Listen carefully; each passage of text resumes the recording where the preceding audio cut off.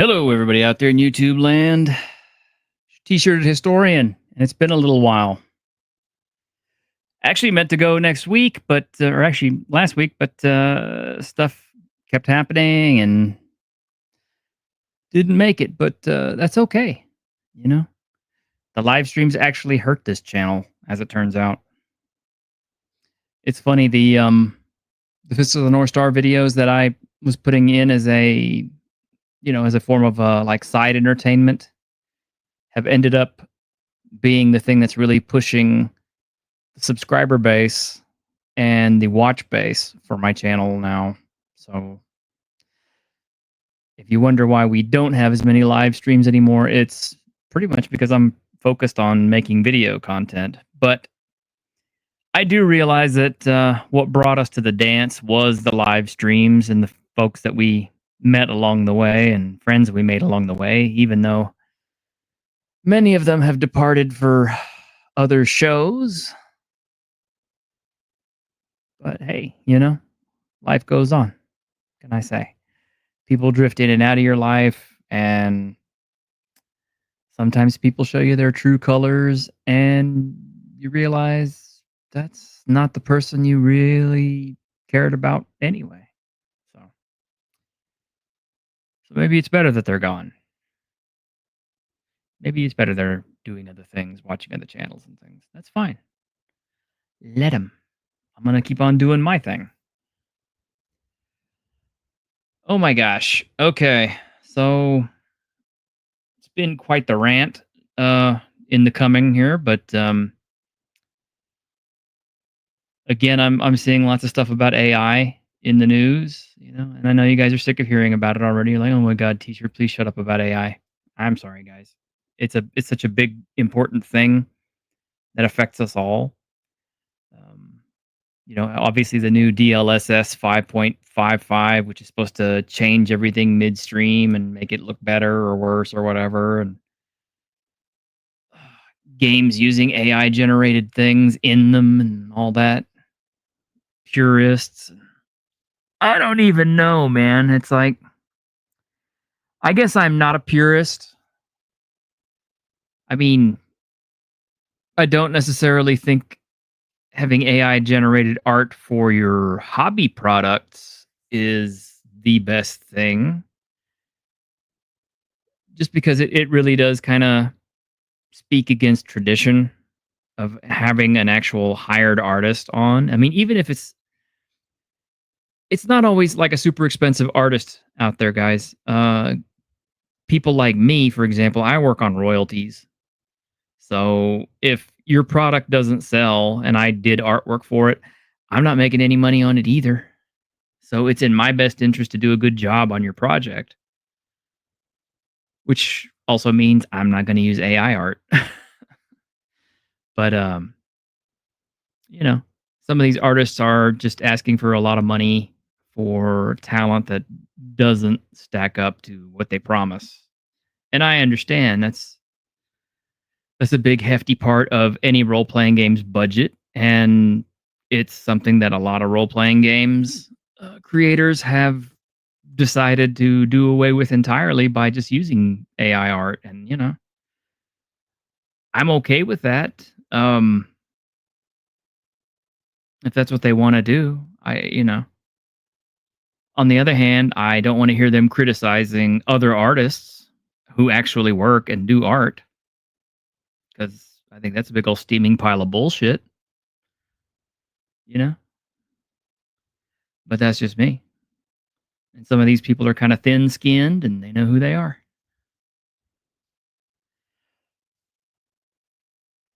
Moving right along. So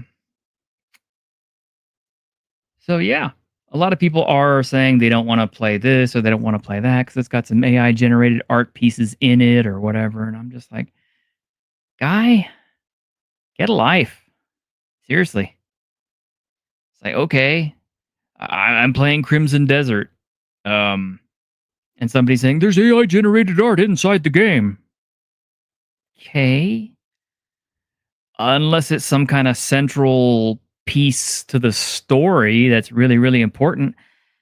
I don't see, getting your panties twisted into a bunch about some wall scroll that you walked by in the middle of the game and probably didn't even pay attention to that happened to be generated by AI.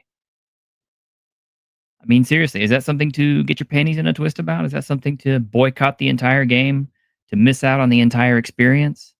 And don't worry, I'm going to have a lot to say about Crimson Desert. I'm going to have a lot to say about John Carpenter's Toxic Commando, because that's what we've been playing lately.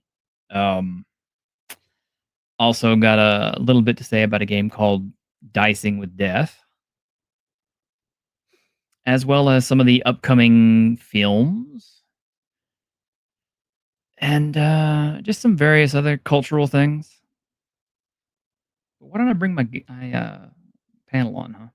It's not much of a rant today, guys. I'm kind of tired, I guess. Maybe I'm just not feeling ranty. There's just not enough stuff making me angry enough to want to rant about it that much, I guess. And that's probably a good thing, because I don't want to get hate clicks.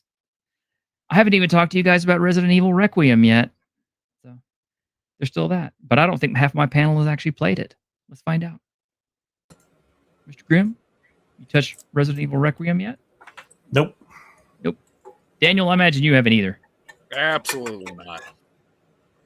Okay, so I'm literally the only person on this panel who has played Resident Evil Requiem, which is fine because I'm a Resident Evil fanatic. I will say that I enjoyed the experience for the most part. I thought the character of Grace was kind of annoying.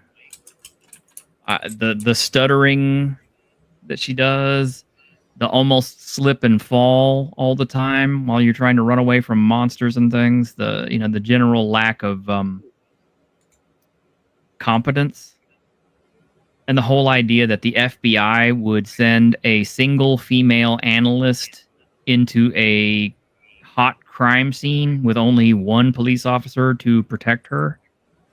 That sounds like the most monumental fuck up in the history of monumental fuck ups. I just keep trying to figure out where Umbrella keeps getting money, because as far as I can tell, and granted, I played Resident Evil 1, I played Resident Evil 2, and then I kind of dabbled in some of the later stuff, but as far as I can tell, that corporation does not produce any actual product. It just makes super viruses that wreck entire cities and turn people into zombies and monsters and whatnot. And I'm like, there's not a very big market for that. Apparently there is. Well, here's the thing. It's like, as far as I can tell, the government doesn't even know about what they're doing. So it's not like the government actually did it. They're just running in to try and clean the mess up. And they're like, why did you do this? Well, I mean, is Iran funding them? Is this a terrorist organization? Well, my understanding too is like Umbrella is actually a defunct corporation. What it is you're finding old Umbrella stuff that's been kind of secretly being kept alive by, some very super secret squirrel stuff people. It was bio-warfare, wasn't it? So supposedly they were being propped up by black funds, hidden funds from defense contractors. Caster, you shaved your beard. Yeah. Oh, yeah. I cleaned up a while back. Oh, it's been that long since we had a chance to do a stream. Wow.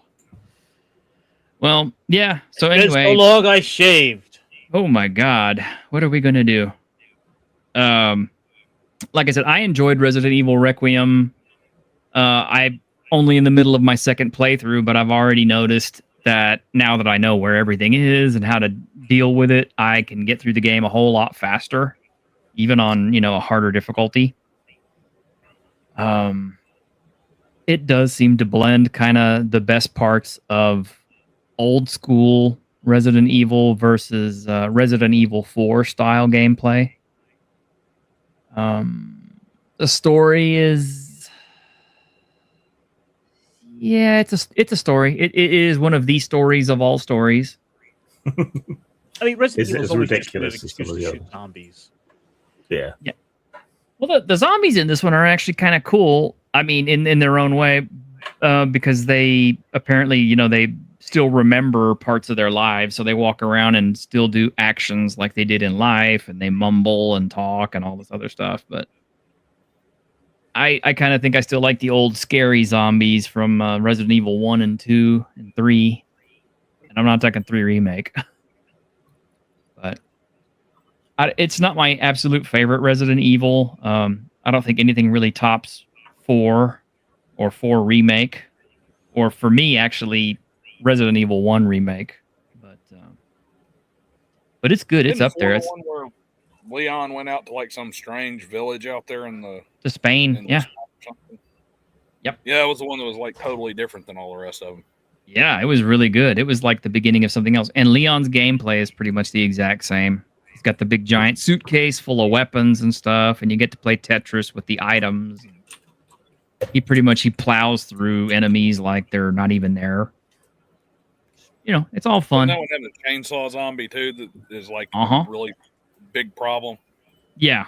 And in fact, you run into a chainsaw zombie in this one too, but you at some point can also pick up the chainsaw and use it.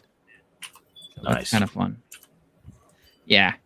It's good. It is kind of it does kind of feel like the whole game is composed of member berries from better Resident Evil games. But it's I will put it above 7 or 8 or 6 or even 5 any day of the week. So there you go. I guess if I had to put them in order of my favorites, it would be 1, 2, 3 original, not remake, and then probably Requiem. So yeah, about my 4th favorite. Not bad.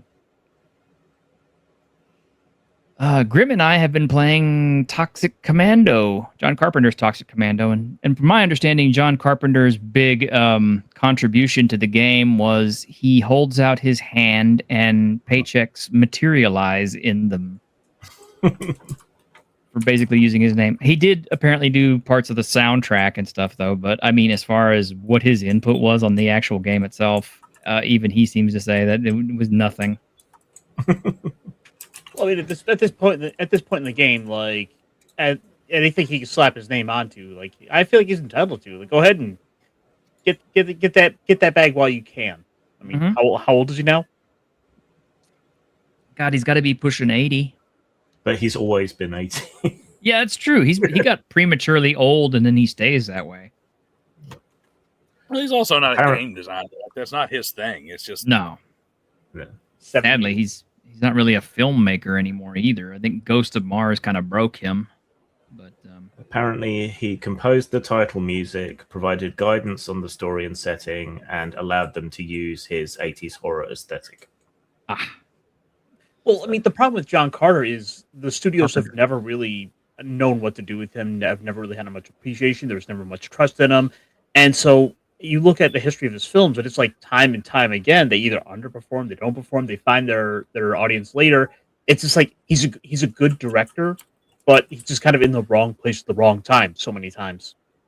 Yeah, I kind of think sometimes he wasn't marketed as well as he could have been, because all his movies have been good. I mean, there's been a few stinkers, I imagine, but when you compare 1 or 2 stinkers to the massive body of his work, The Thing, Big Trouble in Little China, I don't know. Ghost of Mars had its appeal, and They Live, Escape from LA, Escape from New York. Hang on, those two aren't the same. I know. I was kind of bringing that up as a point of emphasizing, hey, it's kind of a reason why they kind of put with the Escape series after L.A. Yeah, I know. Escape from New York, Escape from L.A. I've got them both. But yeah, it's like, the dude had lots of good hits. So why not put his name on stuff? But as far as the game goes, okay. Grim has not played World War Z. I have. I own World War Z and I like it. But I will say this. It is basically World War Z, except you have a jump button. So you're allowed to actually move around in 3 dimensions without being confined to taking ramps or ladders everywhere. It is way more... variants. Yeah, it is better zombie variants. It is way more sandbox. This game actually rewards you and encourages you to explore and take your time and not just hustle your ass to try to polish off the objectives as fast as possible. So it's a very different kind of zombie game. Grim, what else you got to say about it? I like it. I think they've kind of got that 80s aesthetic. If I had been creating the game, I'd have gone full in on the whole 80s thing, and they didn't really. It's more of a vibe and a mood, because it's actually set in the future. Mm-hmm. So, but I really like it. I don't normally cotton to live service games very much, but yeah, I'm enjoying it. Yeah, I think we're gonna have a few more hours of fun with it. And if you're a member of my Discord, or you want to be a member of my Discord, you can sign on and we'll play games together. You can play games with me, with Grim, and anybody else who's playing with us at the time. We have a pretty good list going now, because we've got our old favorite 7 Days to Die, but now we've got like World War Z, we've got Toxic Commando, we've got State of Decay. I'm noticing a theme. Yeah, I can't imagine what that could it be. Oh yeah, it's Ironcaster's favorite genre. Short stack Goblin Girls. Yes, short stack Goblin games. We gotta get on playing that Goblin made. Was that Goblin cleanup crew?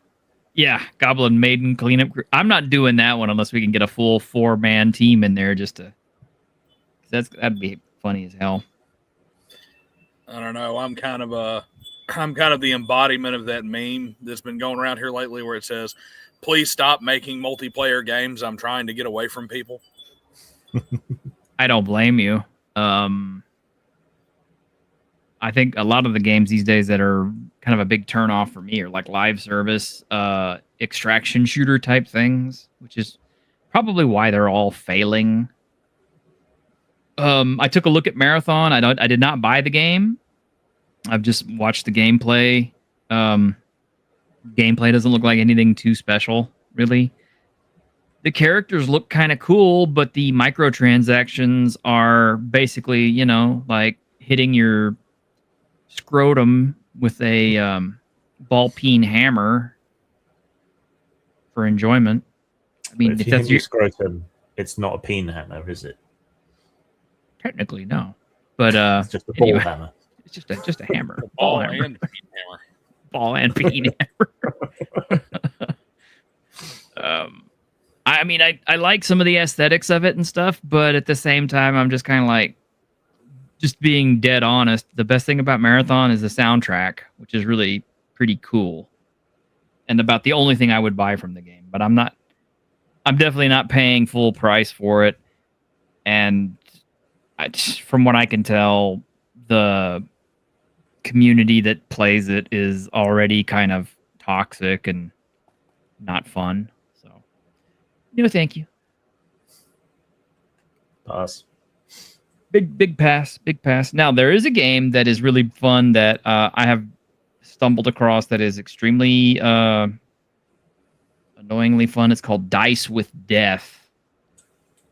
It is up on Steam. You can play the demo. I don't recommend you play the demo. Because the demo will not give you as many options as you will find out that the actual game itself will unlock. I made the mistake of putting like 10 hours into the demo before I decided to buy the game. And then I got the game and I was like, oh my God, this game is so much better than the demo. But it's only $6.99 right now until March 26th. And absolutely, if you are one of those Balatro fans, that's a game for you. I mean, it is using dice instead of cards, but you know, we have enough dice goblins out there that I will just enjoy picked it. up Bollocks Pit. Oh, I've got that. Yeah, isn't that fun? Mm-hmm. Oh yeah, no, it's got that great loop to it. That just where you just want to keep getting new balls and combining them. See what happens. Like you can make your balls invisible and go inside of things. Well, not only that, but you can unlock new characters and then you build your little town and stuff up. Like it's like almost kind of like a cross between like a cozy farming simulator and a I don't know what I would call it, a breakout type game. It's almost a bullet hell. Cozy, I would say it's like a cozy arcade game. Yeah, that'd be good. Thank you, JP. Yes, it is free. Like and subscribe to this channel. But yeah, I like that one too. There are a lot of good games out there that are not AAA, but getting back to the big one that just released is Crimson Desert. I had my misgivings about it initially, and I thought from looking at it, it was going to be a Souls-like, because it looks a hell of a lot like Elden Ring.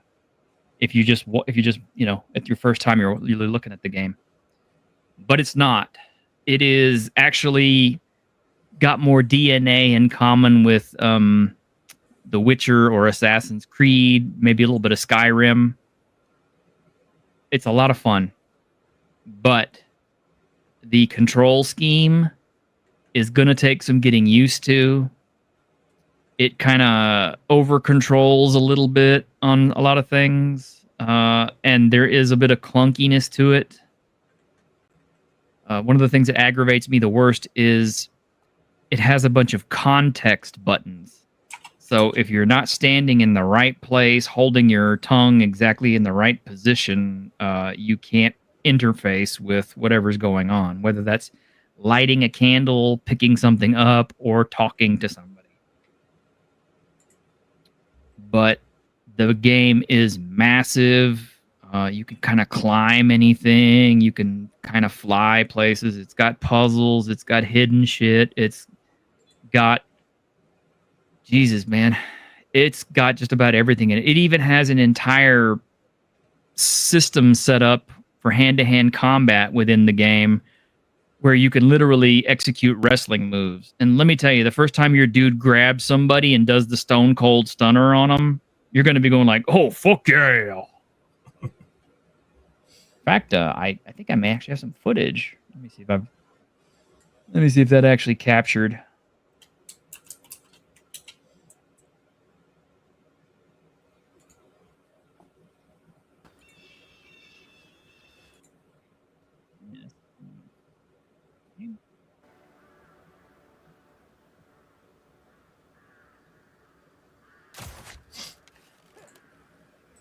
Oh, by the way, these poison arrows are brutal. Just literally envenomating everybody. Oh, there we go. Stone cold stunner. I made the mistake of showing off and really not trying to fight my way through this. But you can go completely unarmed. You can wield just about every kind of weapon you can imagine. Yes, it's got counters. It's got blocking. It's got everything. It's got jump attacks, running attacks, mounted attacks.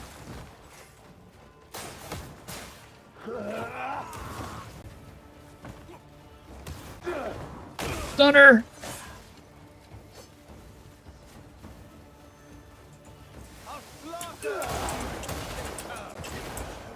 Yeah, that's my fist attacks right there.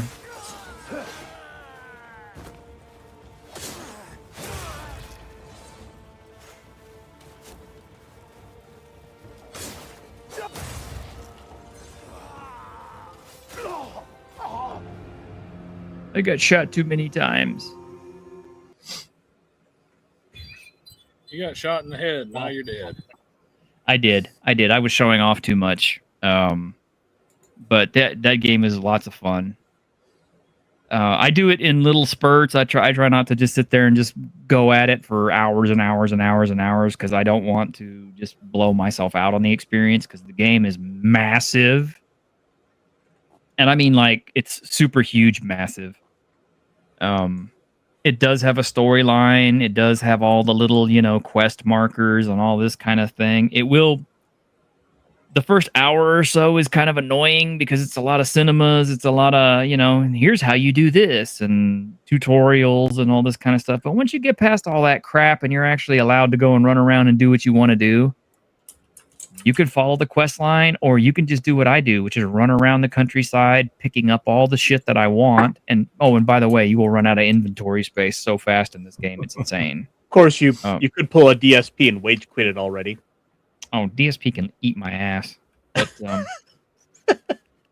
but seriously, my favorite thing to do is to go running through the countryside looking for bandits and just beating the shit out of bandits so I can level up more of my fighting ability and stuff because I want to do more wrestling moves because it's got a whole wrestling skill tree and it's got a whole punchy skill tree and everything else. And it's got a skill tree for everything. By the way, the only thing I didn't show you in that clip too is I didn't show you how awesome spears are, which, as they are in real life, they're really nasty in Crimson Desert.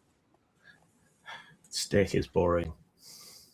I mean, I'm sorry, but I hate to say it. As somebody who uses a sword, spear is kind of without a doubt like man's most impressive hand-to-hand weapon, unbeaten for years. Yeah.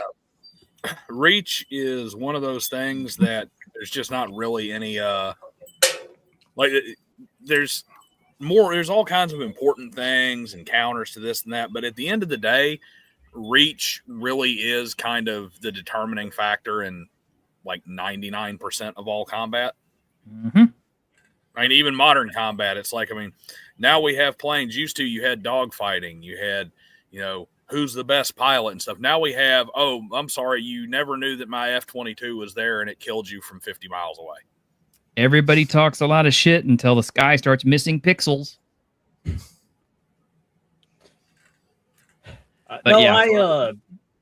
Let's see. So, aside from that, I picked up that new Yakuza, pirate Yakuza in Hawaii. Oh, I heard that's fun. That is going to be the next one on the list to play. Nice. I still have not seen One Piece Season 2 on Netflix. I'm sorry. Admittedly, I'm still kind of holding off on it. So, I don't know, maybe we'll talk about it next week. How's that sound? Okay, maybe if I can remember. Makes you feel better. I haven't seen One Piece Season 1 or One Piece Episode 1 or One Piece Anime 1 or any of that stuff. Oh, well, that makes me feel better. Got some stuff. Y'all might remember this particular fantasy classic from the director of RoboCop, Paul Verhoeven, starring Rutger Hauer, my guy, in probably what is one of the most fantastic medieval action films ever. I mean, when I think about what medieval Europe must have been like, I look back at Flesh and Blood and think that's probably kind of closer to how it was. I don't know. I'd have to ask Grimm, and I don't think Grimm lived back then. No, but much of it is still here. Yes, much of it is still here. Oh, and as kind of a side thing, I know some people are going to be like, "T-shirt, why?" Over the week, I saw the videos just like everybody else about, Ben Stiller trying to sell his new soft drink. And on the one hand, I'm kind of like, if you hadn't run your mouth, maybe more people would have bought it, because when you alienate 50% of your audience, that's kind of... But I felt sorry for the guy, and I really wanted to try his soda, so I bought some. Wait, his name's Stiller and it's soda. Yeah, Stiller's soda. I will describe all three. I mean, all the three of the flavors looked awesome because they're like, oh, this is all shit that I would drink anyway. Like, I like Shirley Temples. They were tasty. This tastes very cherry syrupy. It's doesn't got a whole bunch of sugar in it. It's nice. But the root beer is really about the best one. I'm not gonna lie. I mean, I've had better root beer. I've had worse root beer, but this ain't bad for a root beer. This was a massive disappointment. This tastes wouldn't that just be the Shirley Temple with no cherry? This is basically we just put in as much lime as we could possibly find laying around in case your descendants were going to have scurvy. It doesn't taste good. It tastes way too heavy on the lime, and it's nah, bro, nah. Oh, also, this stuff is like super More of a Weinstein thing.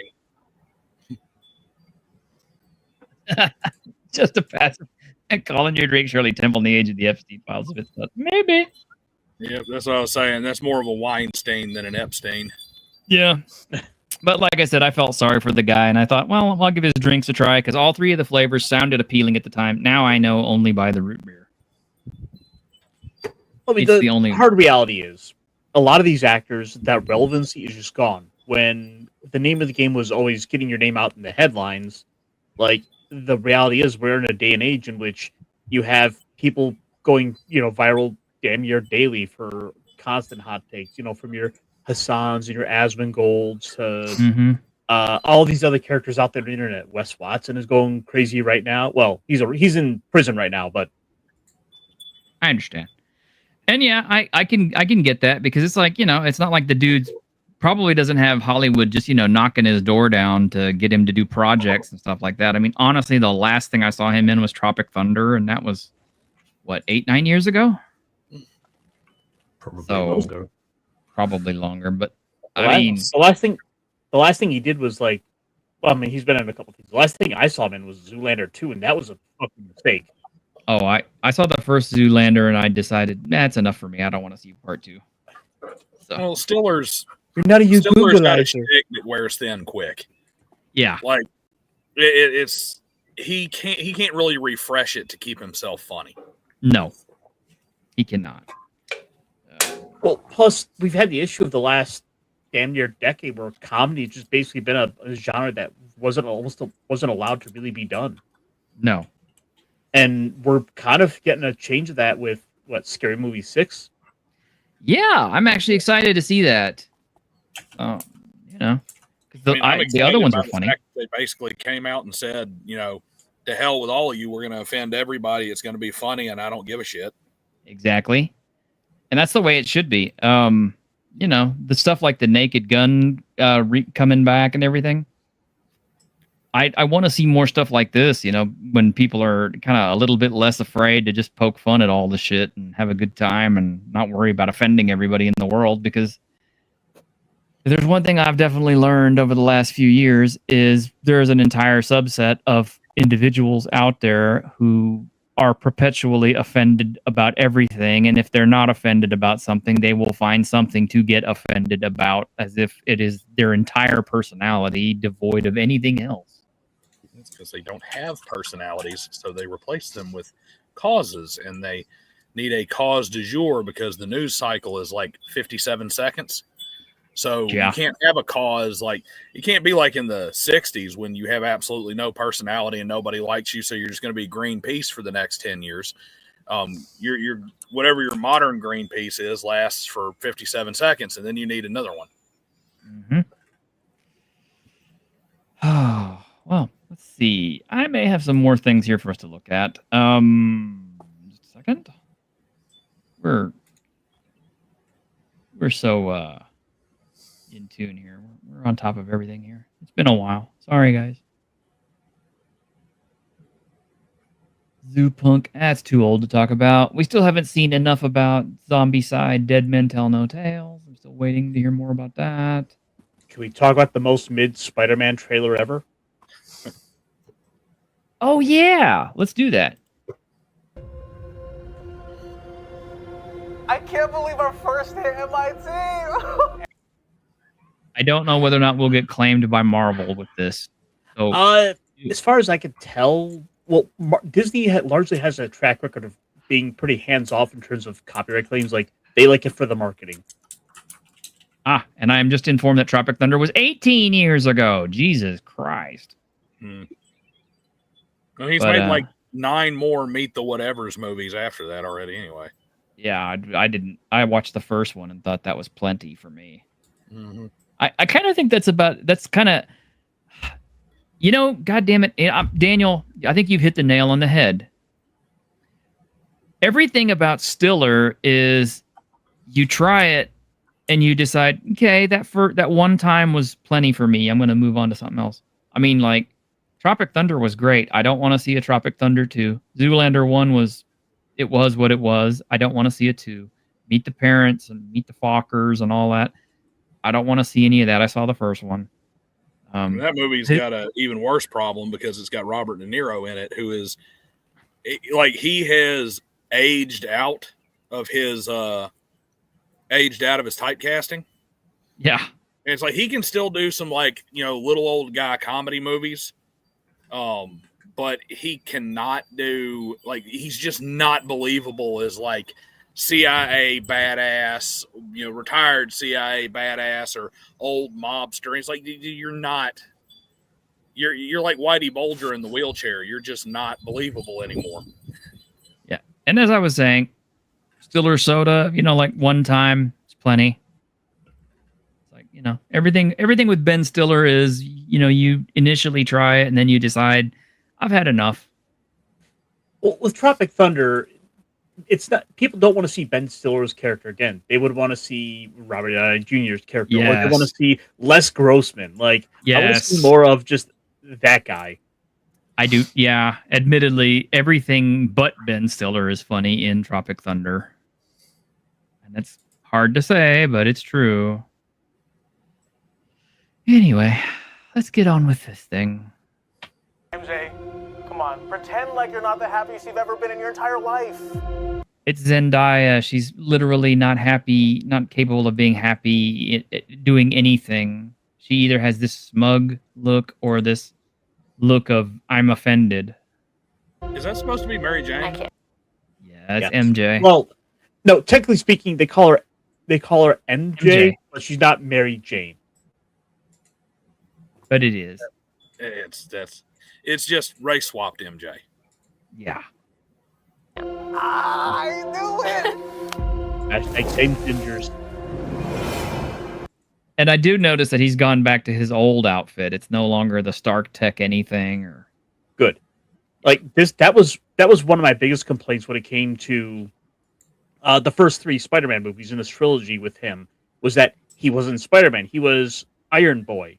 Because at the end of the day, Spider-Man is a character who's kind of getting by on his own. He's largely a solo character. He's not part of a team, which is something that they've kind of made a mistake here or there, like quite a bit of with the comics. And at the end of the day, that's what Spider-Man is. That's what people recognize him as. Let's get him back to his basics. I didn't see him as Spider-Man until the very end of that 3rd movie, where everything had been stripped away because otherwise everything was just Tony Stark's money. No, that 3rd movie was good. Actually, all 3 of them were pretty good, but the 3rd one was really good. I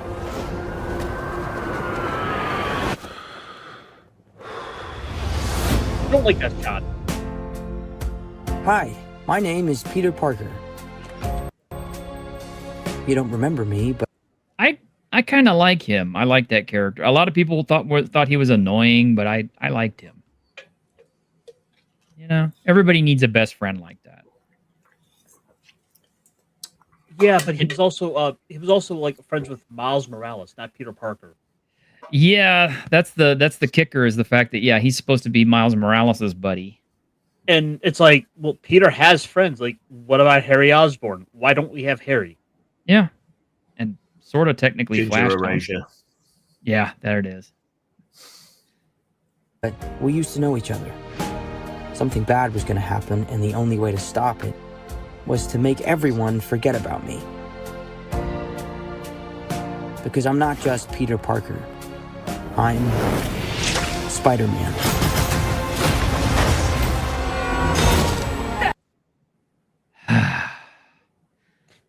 Okay. It's about time Frank showed up in a Spider-Man movie. It's Yeah.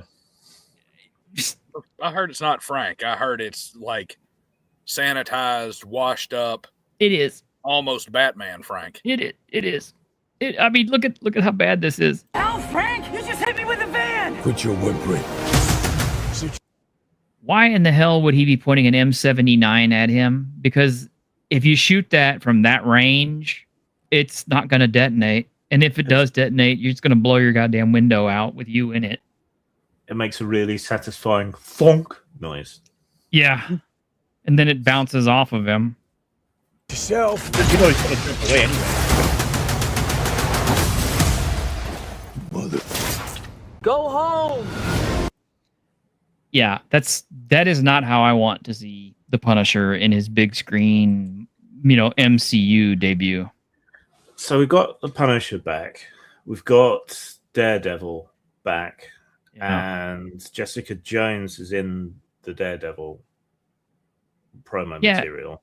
Yeah, I heard that Daredevil Reborn season 2 is coming out, and now with more allegories to political figures that we don't like. Bring back Power Man as well, then. They may as well do all of them if they're going to. Yeah, I mean, fuck it, Do bring some back of Luke them. Cage. Yeah. Yeah. We're going to find out that Wilson Fisk's first name is actually Donald. I guess. It pains me how badly they fucked up Iron Fist. Oh God, we don't talk about Iron Fist. We don't talk There about was- Iron Fist. It was a character for the sake of the show whose whole gimmick was, I want to give my powers up. Like, Mm-hmm. no, that's not Danny Rand. What the fuck did you guys do? No. Like, we didn't have he wasn't a cool Iron Fist until like 30 seconds before the show ended. That was a clear case of they did not know what to do with that character. He can fight some ninjas and shit. That's what Everybody likes ninjas. I think the biggest problem with the MCU is that, and this happened kind of early on, is that they got way too wrapped up in the U. Way too wrapped up in the universe part. And they're like, we've got to bring in everybody. We have to get in every IP. We have to bring them all in. And especially when you talk about some of the lesser comic book characters, like the ones that only the comic book people are going to know. Mm-hmm. Nobody bothered. Eternals. Yeah, Eternal. nobody Oh. bothered to actually read any of it and learn anything about them before they made a movie. They just said, "Oh, this guy does kung fu stuff." I mean, why not put him in a yellow and black striped jumpsuit? Because Simu Liu is the first Asian, main character ever in the entire history of all film. Did you know that? He is literally the yellow savior. And sometimes Spider-Man has to do the hard thing, even if it breaks Peter Parker's heart. It better not be Paul. That was supposed to be Flash, I think. Well, the thing is, right? A lot of what they're pulling from, first off, the name of this trailer being Yes. Brand New Day. It's Yeah, that No, was not a when there's- popular comic. fuck you, Straczynski. Yes. What is happening to me?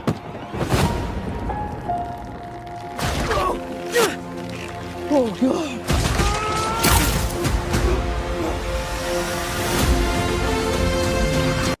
So my understanding is this is going to be them kind of retconning the character into Spider-Man who has the web shooters actually built into his body. That's what it kind of seems like you're doing. That they're building up this idea that he's going to have a series of, we're going to do some metamorphosis stuff, and we might potentially at some point get the 6-armed Spider-Man, which I gotta say, in reading through the comics right now, I've just got to that issue, Amazing Spider-Man 100. I'd be down for seeing it. It'd be different. It's something we've never seen, unlike half the stuff in this trailer, which is just Spider-Man 2. Yeah. Excuse me, Dr. Banner. I need Because Mark Ruffalo couldn't get any more work, I guess. your help. What did you say your name was? If DNA is mutating, it could be enormously dangerous. Spiders have 3 life cycles. When between cycles, it can lead. That's not Lawrence Fishburne, but that's Keith David, ain't it? I think so. Sounds like him. It sounds like Keith David. The spider vulnerable to threats. We are faced with a danger that we can't control. One we can't even see. Stay out of my... Okay, so they got Scorpion, isn't it? Yeah, that's Scorpion. They got Voss to play Scorpion. Always liked old Scorpion. I like Scorpion too. I don't like Voss playing Scorpion. He has the lamest origin story there. It's a dude with a scorpion tail grafted to his ass so he could fight Spider-Man. But originally, J. Jonah Jameson is the one. Yeah. Who paid for him to be I don't created. know. What was his name? Electro or... Oh, yeah. Yeah, he had a pretty lame ass origin story. He's like, I'm a thief who has some electric gloves. Uh-huh. It's like I'm like not even really a bank robber. I'm just like a smash and grab guy. Hey. That was Shocker. Yeah, that was Shocker. And they already killed him off in the MCU. But, oh, well, you know what? You know who we still have to look forward to? Paste Pot Pete.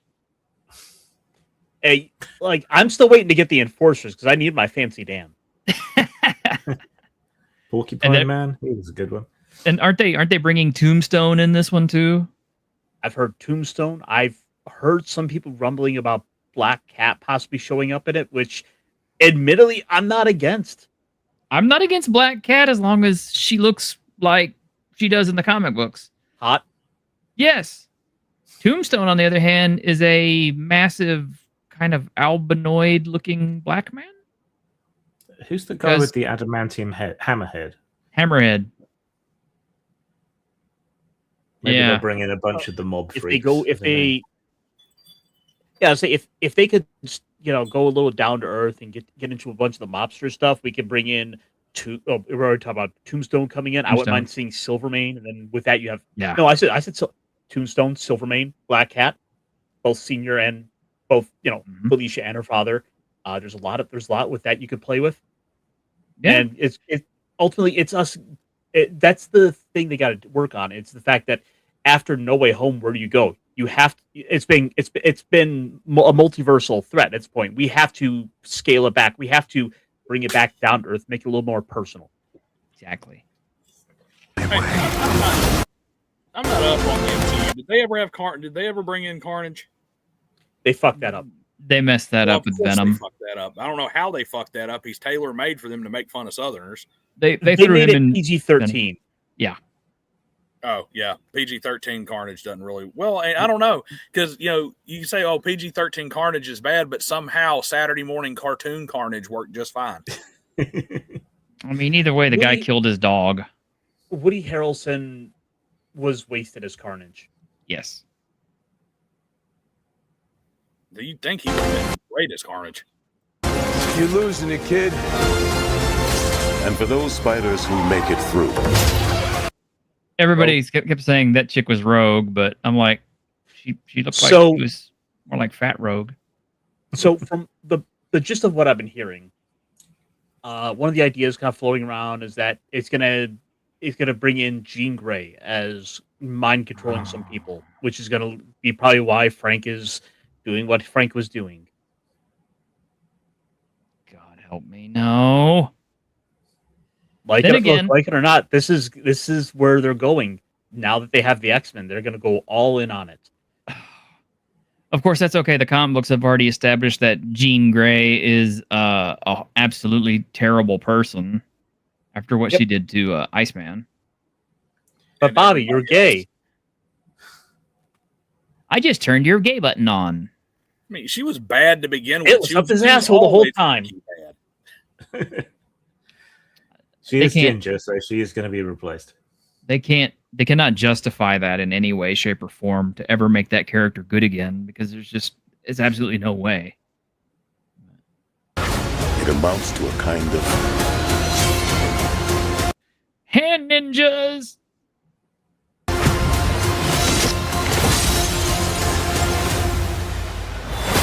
rebirth. Nice flowers. Oh, they're a housewarming gift. I'm MJ. I'm just a... Oh well, I guess that's where I got it. Anyway, I'll see it. I want to see it because I like the Spider-Man movies, so I'm going to do that. The one I'm not going to watch is Dune 3, and I've been hearing everything about that fucking movie the whole week. I mean, you got all these people who are book fans who are defending it, and saying, "Oh, the Harkonnens were these horrible and all this other stuff." And I'm kind of like, "Oh yeah, well, Paul was such a much better person by committing genocide and destroying all these worlds and killing billions of people and destroying all these religions and things. Well, he did it because that was the only future humanity had left." I'm like, are we really worth keeping around if we have to destroy and genocide this many of us and enslave us all to one religion? I'm just, Well, I mean, that's the same question that Warhammer asks, isn't it? What is It is. justified in the face of species annihilation? Yeah, I guess. I mean, I don't think anybody can really answer that one in, Well, and Paul is the failed Messiah, and then his son, Leto, Leto, actually fulfills the prophecy and does all the things that actually have to be done and turns into a worm. Uh-huh. Paul came a generation early. Yeah. It was because he was supposed to have been a daughter. Right. Yes. Because his mother was a bad girl. She was bad. I don't know.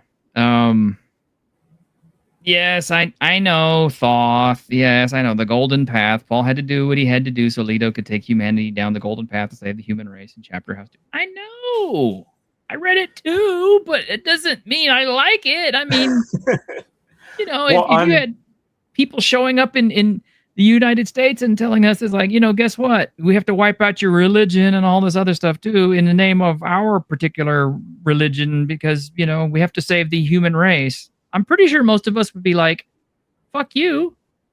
In fact, I'm positive. What I'm not sure about is, I mean, they've covered the main story from the original book in those two movies. Mm-hmm. Now they're doing this one, which is sort of a coda to those without fully being the next book.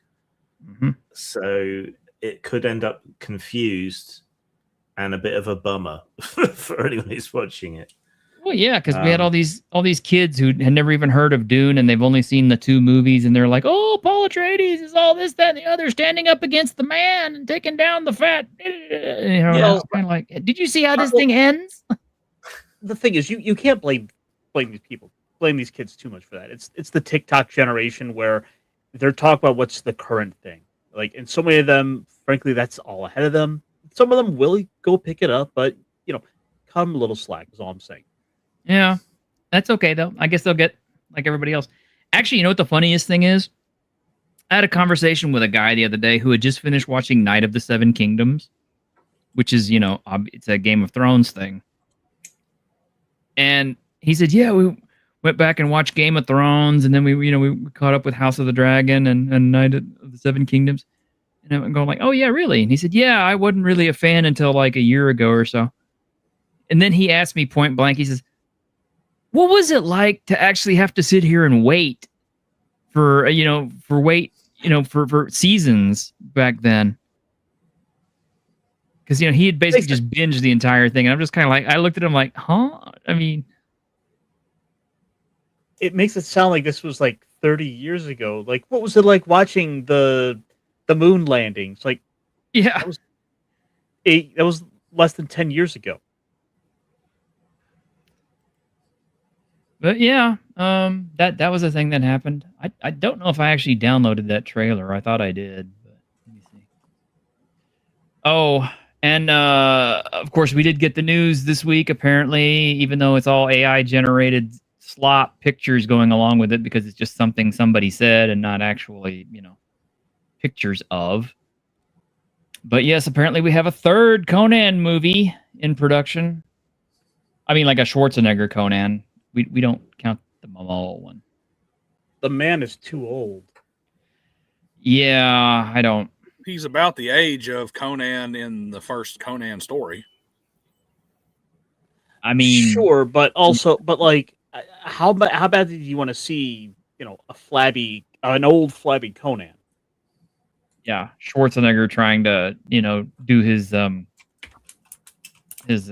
wrist roll thing with the sword. I mean, come on now.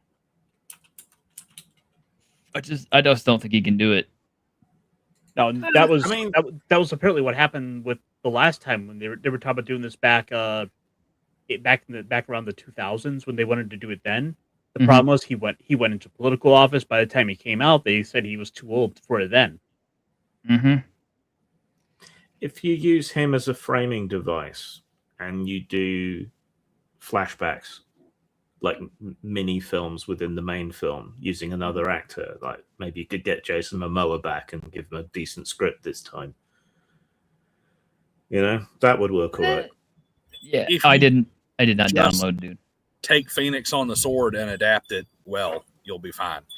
I mean, I would be 100% there for him getting attacked, for Schwarzenegger getting attacked in his bedroom by 4 or 5 assassins and reminding everybody that, as he said, I was a man before I was king.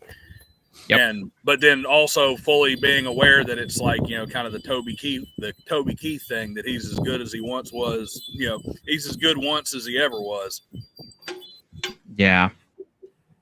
I would watch it, I guess. I mean, and apparently they've got a new, Stallone has already said there's going to be a John Rambo film where he's back in Vietnam, and I'm just kind of like, okay. I mean, obviously Stallone's not going to play Rambo, so they got to get a younger actor. I'm just kind of like, we'd be lucky if we could find someone who can do it.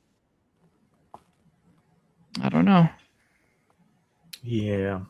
And the biggest crime against humanity, of course, is they are redoing Bloodsport at A24 with a female black director. I mean, is that any less realistic than anything that ever came out of Frankie Dukes' mouth?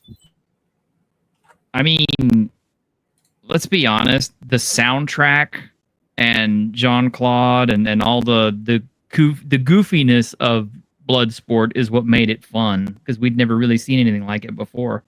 It was the tournament movie, pretty much like that, started the entire 90s craze of low-budget tournament martial art films, and I think I've seen just about every single one of them, or I own almost every single one of them, including like all of the Bloodsport films. Oh, God. They really went downhill after the second one. We're never going to get action stars like we had, but there are people out there, like Cavill, when he messes up a bit, when he looks grubby, he makes a pretty good action star. He was good in Ungentlemanly Warfare. And what's his name? Alan Ritchson, who does Reacher, has been in a few other things. Like, he's a hulking beast of a man. If he'd been born in the 80s, I think he would be a huge action star. Scott Adkins is starting to get old. But the problem is, with guys like Henry Cavill, they're good actors, but they're in Hollywood at the wrong time. Like, it's the last decade. It's certainly not been a decade of these big macho action stars. Like, if you had put him even kind of in the 90s, like, he probably would have done pretty well there. Yeah, but he doesn't. But he also wasn't like a martial arts guy. So I guess you have to go to like the 2000s. Well, he's in the Highlander reboot, isn't he? Yeah. And we need to see what they're going to do with these Warhammer series and movies and things. I think the biggest problem is Hollywood is just, it's gotten far too up its own ass. Yes. And there's no like they've completely lost. Like, you need to have The Godfather, you need to have Casablanca, you need to have movies that are deeper and make you think and have more involved storylines. You need to have movies that have messages and stuff. That's there. But they have completely abandoned the idea that it is perfectly acceptable to make a popcorn action flick that doesn't say anything other than Arnold Schwarzenegger is going to go in here and kill a bunch of people for reasons. Yep. I mean, I gotta give Ironcaster credit. Okay, it's like he pushed me to watch the new Deathstalker movie, and it's fun. Is it better than the original? No, but it's fun. They did a really good job on it. It needed a lot more boobies. That's all I had to do. It has to be a fun action film. Yeah, and honestly, watching it, I was comparing it constantly to like Warhammer, is like the story of like some Nurgle cult.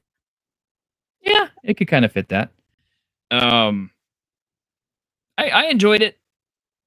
I'm kind of on an old movies kick at the moment. I've got some old movies coming in. I've got like Yor, Hunter from the Future, and Ator, and Conquest, and a lot of those old shitty Italian films that are fun to watch. On that, with what Daniel was saying about Hollywood wouldn't have those big kind of movies with meaning to them.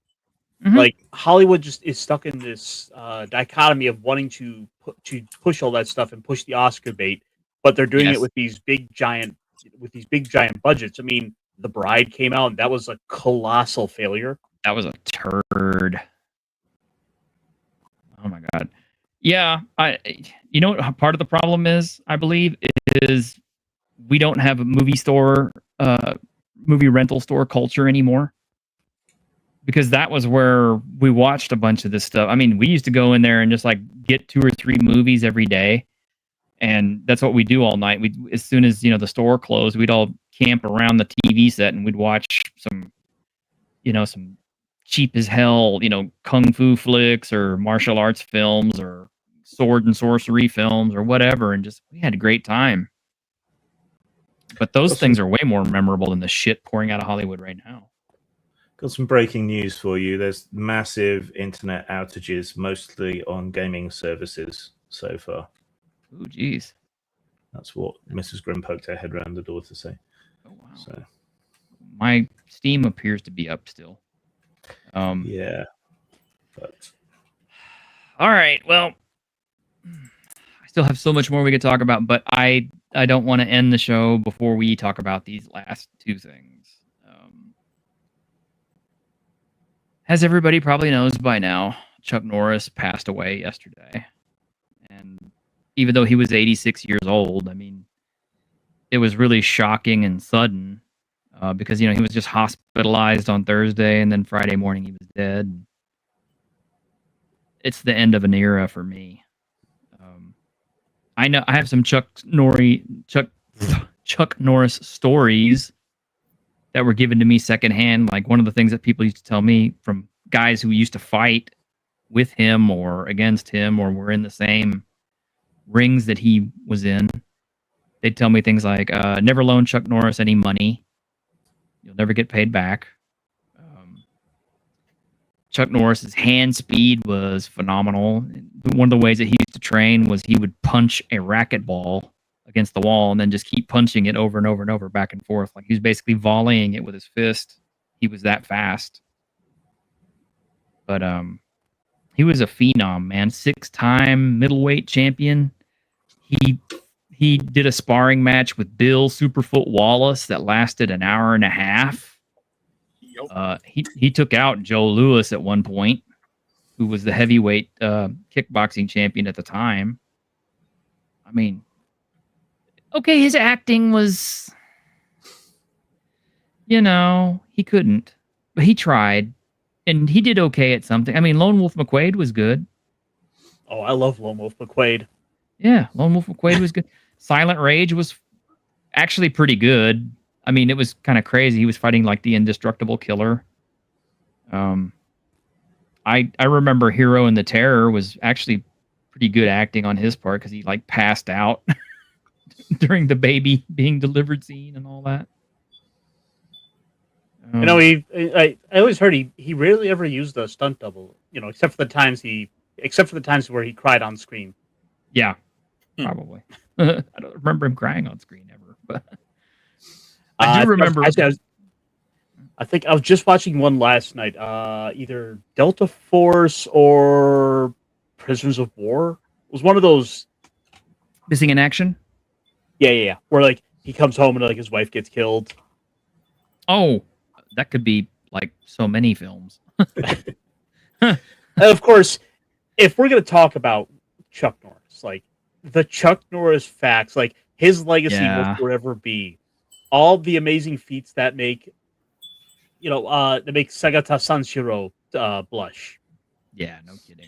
I mean, I heard at one point, like in the future, at some point, years and years in the future, people are going to look back, and all they're really going to have is the Chuck Norris facts, because the rest of his stuff was low key enough that it wasn't ever a cult. Like even Walker Texas Ranger, which was probably the most ubiquitous thing he did, was never. It was never big enough to where it became a true cultural, touchstone. But Chuck Norris facts were like a foundation of the internet in a lot of ways. So you're going to have a bunch of people who look back and are like, how did this great, amazing, how did this happen? The greatest of all people. Because you know how it is. I mean, somewhere down the line, it's like, well, hey, this must have been true. It was archived. I don't know, but I mean, apparently people remember Sidekicks pretty well. You have footage of him in movies like Forest Warrior where he reaches down and stops a running chainsaw. Like God, with like two fingers. I mean, like I said, I met him several times, and he was a cool dude, and he was always good about like. He never took the bait for anything, which was always great. So, I don't think I ever heard him say a bad word about anybody ever, period. He was Air Force, so he was not an idiot. So. No. He was a smart guy. He took the meme about him with a lot of heart. Like he had some laughs about it. He did it in Expendables too. Yep. Yeah. He came out of retirement just to do that. Uh-huh. Like, I was suffering from a rattlesnake bit me, and after 7 long, excruciating days, the rattlesnake died. It was a cobra, and it was Barney actually tells me, I heard you got bit by a king cobra, or by a cobra. Yeah, that's true. And after 6 agonizing days, the cobra died. Yeah, he was good. The man could slam a revolving door. Yeah. I mean, my favorite one that I've heard here recently was in his fight in The Last Dragon, Bruce Lee hit him with the quivering palm technique that guarantees death in 5 minutes or in 5 seconds. And 34 years later, Chuck Norris died. Maybe so. I don't know. Gosh, well, they're 54 years later. Chuck Norris died. They're back together again, so they can have that fight for eternity now if they want, or just hang out. He was born in a hospital he built with his own bare hands. He's, I mean, it's like the dude had such a body of work, even though he kind of quit making movies after a while. You still remember them because of just him and how legendary he kind of was, Well, you talk about it's like he didn't really have any acting chops, and we can all pretty much agree with that. But he's kind of the reverse of what happens to a lot of really good actors you never hear about. Mm-hmm. In the fact that it's like what he did have was just stonks and stonks of just a presence. Like he just he sucks the air. He chews every scene he's in, whether he tries to or not. And here's the thing that gets me. I was just doom scrolling through Facebook of all places yesterday because I was talking to a friend. And this is what cheeses me. It's like, over on X, you got Variety and all these people yapping up. oh, well, I never liked Chuck Norris anyway. He's a shitty martial artist. He was a terrible person, and he was a homophobe, and he was a fundamentalist, and blah, blah, blah, blah. And I'm just like, that's nice of you to say that after the man died. Why don't you go and eat my entire ass while I stomp you? Well, I mean, the good thing is it was Variety who said it, which means that the only reason anybody read it was because somebody shared it on X. Well, I saw other people were posting up shit, just personal annoying shit. Like, I'm like, wow, dude, how classy of you. You know, it's not like Chuck ever came to your house and fucked with you personally, but you got to go and fuck with the man after he's dead when everybody else is clearly upset about it. But I guess it's like anything else. You can't have anything nice anymore because people don't know how to keep their fucking mouth shut. Yeah. But that was actually, one of the things I saw earlier today was, somebody had made a mention that, about the Variety art writer. He's like, this is, just some pissed off jackwagon who, some pissed off jackwagon who spent his entire high school, locked upside down in a locker and just wants to, take shots at somebody now that he's got a computer. And then somebody else was like, and ironically, Chuck Norris would have been one of the first people to roundhouse kick the bully in the face and pull him out of the locker. True. Because he had a tremendous sense of morality and justice. He was a good, I met him several times in a couple of different forums, and he was a really good guy. Well, I mean, it's just like, I'm going through the list of martial arts 90s and 80s stars and people who worked with him or knew him and stuff like that. And we're talking like Jean-Claude Van Damme, Cynthia Rothrock, Billy Blanks, all these different guys who you would recognize if you were like a 90s or an 80s martial arts movie fan who worked with him. And they all had something good to say about him or how much they were going to miss him or what a professional he was, this, that, and the other. And they just had nothing but good things to say about the man. So you can imagine how aggravated it made me the first time I ran across somebody who just said, yeah, let's just stop pretending that he wasn't a complete douchebag and did. And I'm just kind of like, man, just seriously, go fucking...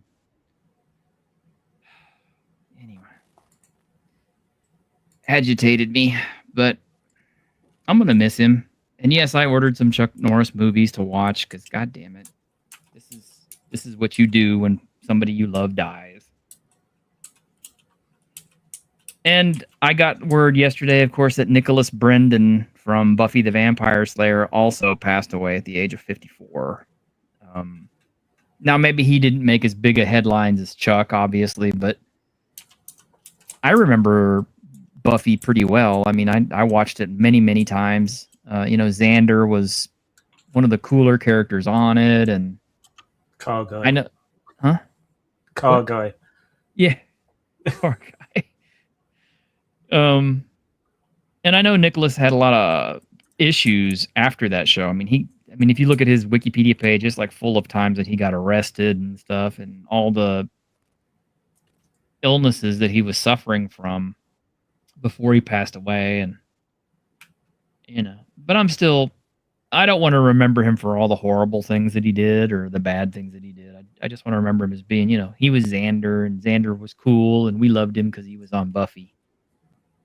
I thought you were on his wiki feed entry. No, I didn't. But and I'm kind of pointing this one to Grim a little bit so that because I think he'll understand. There's a point at which, you look at people who are popular or successful or very well known for something that they do or they did. And then, of course, there's always going to be the other half of, like, well, he wasn't always a good guy or he did these bad things too. And a lot of times it seems like people seem to focus in on the negative and seem to obscure all the good things that they did. Like, I mean, even right now, you can look at John Cena, and people are just like, oh, yeah, John Cena's got his ass so wired up in China right now. The dude might as well be speaking Cantonese. But, nobody mentions the fact that John Cena is one of the most requested Make-A-Wish people, and he always does those things for the kids. So, I mean, the guy can't be that horrible, right?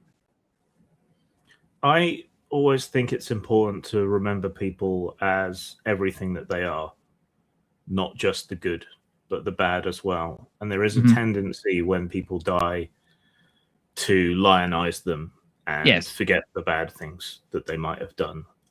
People tend to be relentlessly positive. So I think there is a role for being a speaker for the dead and making it more clear that there is a real human being who had both good and bad, rather than pure hero worship. I think it's a healthier way that also can promote understanding between people and self-forgiveness when you fall short of whatever it is you're trying to be. Sure, but is that necessarily right when would that necessarily be the right thing to do right when the person has passed, like when the wound is fresh? Yeah. Well, like I said, the tendency is to paper over all the other stuff and to ignore it and to build someone up enormously in that moment. Though that is more of a sort of Western tradition, really, I think. So I think that's when it's needed the most. It's like how when a tragedy happens of any kind, really, where you can point a finger of blame somewhere. Everyone says, "Oh, not now," leave it till things cool down. But when things cool down, no one wants to hear about it anymore. So the moment has kind of passed. I don't know. I tend to think that we, for the longest time now, we've had this history of tearing down people who were heroes or heroic or did good things and stuff, and just it's in some cases nickel and dime, just slowly chewing away at their legacy. That's the flip side. But to take a historical figure from this country, right? Churchill was definitely the man we needed during World War II, and he held the line and he was very heroic. But he was also a very, very complicated and in many ways a very dark man. Basically helped invent concentration camps during the Boer War. Got up to a lot of sneaky shit behind closed doors, both before and after and during the war. So I think it's important to remember the rough with the smooth. But we have one lot of people who only want to see the good and will not hear a bad word said. And then on the other side, like you say, you've got these people who only see the bad or think that the slightest deviation from their modern sensibilities projected backwards onto someone makes them unassailably evil and overshadows anything good that they did. Whereas I think there's got to be a balance. If you can find it. I'm still, I'm going to be, if I'm still around by the time Keanu Reeves goes, I'll be really curious to see how that one turns out. Has he done anything bad? That's the thing. Nobody knows if he's done anything bad. So far, everything that comes out about him is positive. And that's what's kind of stunning to me. I'm kind of like, when he dies, are we going to find out that he was like some kind of monster and, had all kinds of horrible shit going on that he didn't tell anybody about? I mean, I don't know. Is he Keanu Reeves literally an actor? He insisted a dog actually be killed for John Wick. Exactly. Yeah. I mean, does he have like a giant underground bunker where he's literally trying to create the T virus or what? I mean, he's made some bad films, but he's made some bad films, but I think balance is the absolute wrong word. There doesn't need to be a balance. There needs to be not balance. Yeah, accurate. And like I said, I'll use the one we've got here right now. It's like legitimately the only thing that you can really say bad about Chuck Norris that anybody knows is that he disagreed with some people politically. True. I mean, you would have to dig real hard to find anything truly objectionable.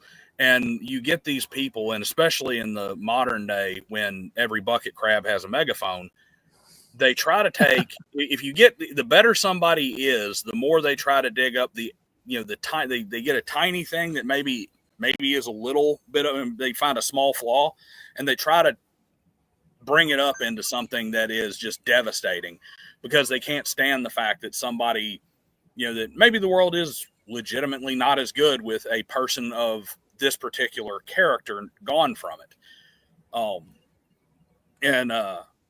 That has to be looked at. And Keanu Reeves, I would say, is probably in the same boat, at least as far as anybody knows, as far as anything that has come out, as far as any, because I don't care who it is, when you're at that level of stardom or public awareness, there are people whose whole job is to dig and try and find something sensational to put out there and blast.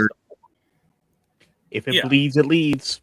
And yeah, exactly. So it's like when Keanu Reeves dies, if you got a bunch of people coming out, oh, he was this, he was that. And it's like, really? Because none of this stuff was so bad that it ever mattered when he was alive. It only matters when you're trying to besmirch and put some stain on them after they've gone. And it's like, man, that dude, he fed orphans and built 16 hospitals that all gave away free cancer treatment to anybody, and raised tons of money for every legitimate cause on the planet. But man, he was a jaywalker, and fuck that jaywalking. I know what they're going to say about me. He walked in front of my car one time, and I had to hit my brakes and spilt my macchiato. I know what they're going to say about me. It's like, when T-shirt dies, they're going to be like, that T-shirt, yeah, he was a miniature painter. He was a crusader for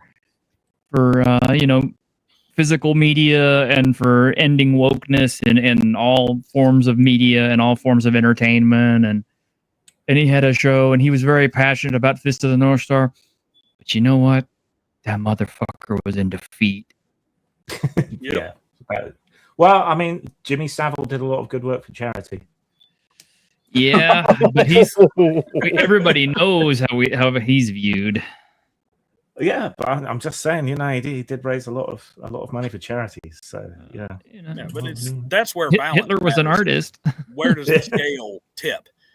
Yeah, that's the trick. Mussolini did have the trains run on time. Yes, he did. Yeah. I don't know, man. I mean, I think the long and the short of it is probably kind of like, I don't really think Chuck Norris did anything that was so bad that it was so unforgivably bad that, you would overlook the good that he did for the bad. Versus, say, like somebody who raced into an orphanage and carried 3 children out of a burning building, suffering, 3rd and 2nd degree burns all over 95% of their body. However, they also, were a Klan member and did all sorts of horrible racist acts and murders and things. Kind of like, where do we draw the line at? Where does your good outweigh your bad? And should all your crimes be forgotten for the good things? There's a lot of stuff that I can forgive, racism and all that, but I draw the line at feet. Yeah, I know.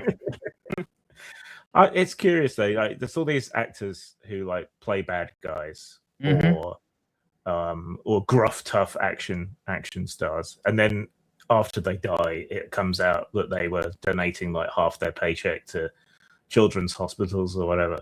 So when Keanu Reeves does shuffle off this mortal coil, we'll probably find out he's been running death camps for puppies or something in the background, because it's the opposite way around. He's secretly been like Michael Vick's other partner in the underground dog fighting pits and all this stuff. Yeah, Mr. Reeves paid me $1 million a year just to chuck puppies into a chipper. Oh man, you know what Keanu said? Take that bitch and throw him in that pit there with that pit bull and eaten in 4 days. Watch him just tear that mother. The women or the dogs? He didn't specify. Yeah, that's true too. I don't know. I hope not. I really hope not. I mean, as far as I know, at least Keanu and Chuck Norris weren't in the Epstein files, so I'll say that much for them.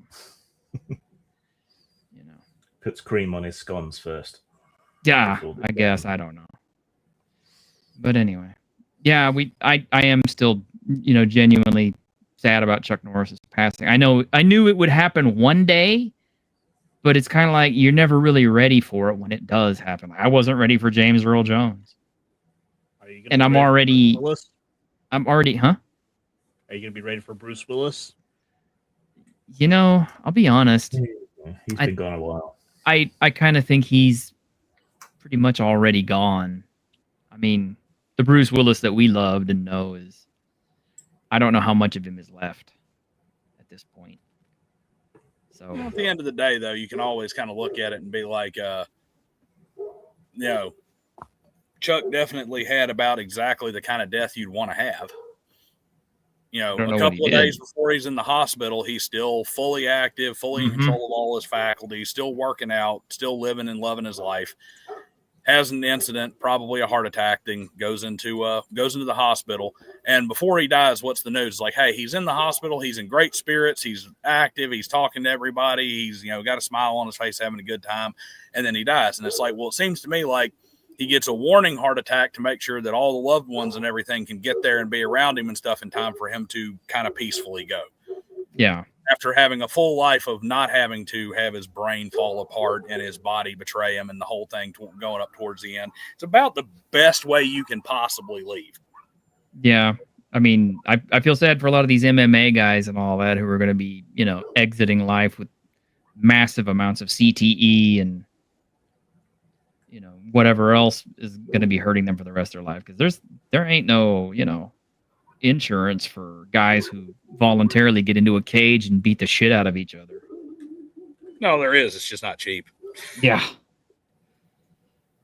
But, either way, I'm sad about it. I think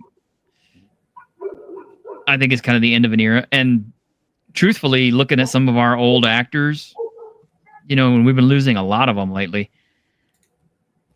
I hate to make a prediction, but I did make a prediction after Chuck Norris died. I said, well, if Chuck Norris is dead and he was 86, then Clint Eastwood's got to be next. Because the guy's well up into his 90s. What is he, like 93? 94? He's an old one. He's an old one. Not that I want him to die, but, It's a borrowed time situation. Yeah, it's kind of like, he's 95. It's like at any point now. It's like if they told me today, that he was going to go, I'd be like, I kind of saw it coming. But I hope not. It's kind of shocking that Arnold Schwarzenegger's not gone yet. Because, I mean, granted, Presidential Medal of Fitness, bodybuilder, always took good care of his body and stuff. It's like that dude, I mean. Heart attacks. Are you kidding me? He was swallowing D-ball like they were Tic Tacs in the 70s. Mm-hmm. It's like, how many years did he borrow from the end of his life? Yeah, these guys getting all those super duper ripped physiques. I mean, I look at Stallone and kind of wonder, it's like, he's still pretty chunked out. I mean, like physically, he's pretty cut up for a dude who's in his 70s. He's been playing the I'm getting too old shtick for the last 20 years. Yeah, but did you see the first episode of Tulsa King where he had his shirt off? It's like that old man is still in really good shape. No, I'm just thinking about the last Rambo movie. Yeah, that was definitely one of those. Well, hell, Charles Bronson was still pretty physically fit to the point where he died too, and that was a genuine tough guy, and he smoked all the fucking time.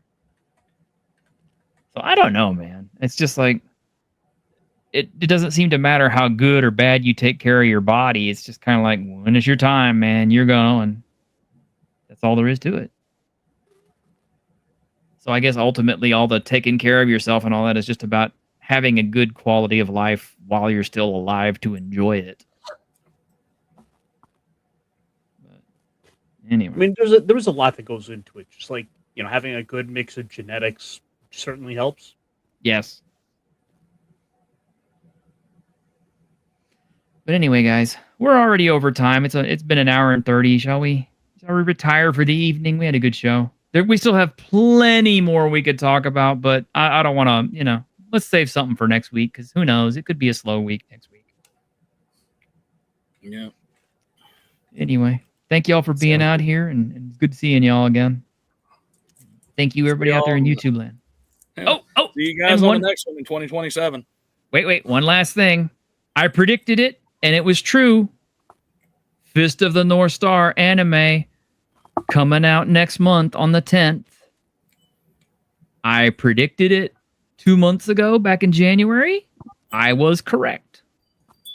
I mean, you got what? It could follow. It could have fallen in any one of what 3 seasons. No. I was predicting it was either going to be an April release for spring or it was going to be a July release for summer.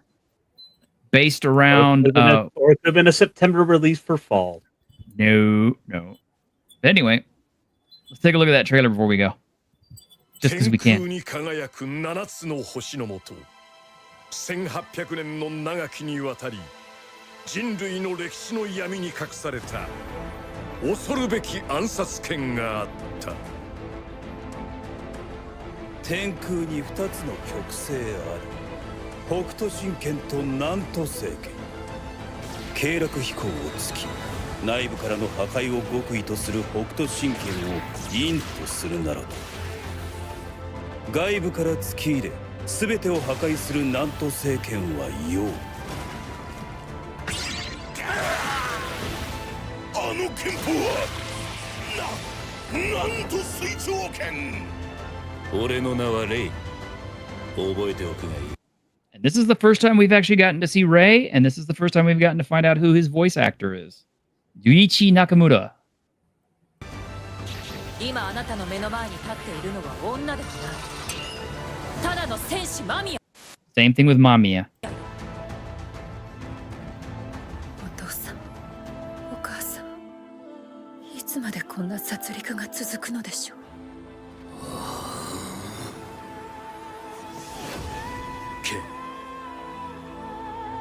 貴様が死ぬしかない。 This music sucks. This music sucks. I'm just gonna say that.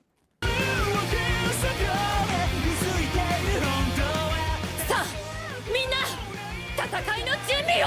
てめえらごとき、なんと水長剣の前にはゴミくず同然。次に死にたいやつ、前に出る。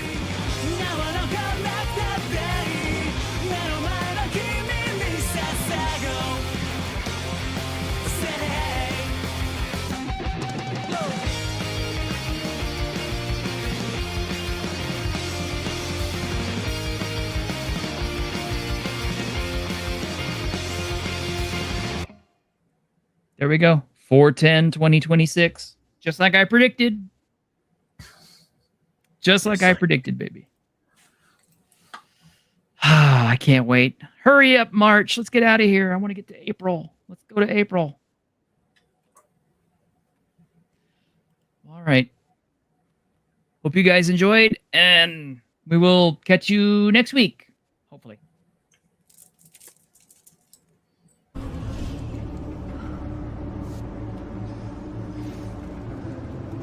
On behalf of the staff of the Independent California Motel, I wish you all sweet dreams.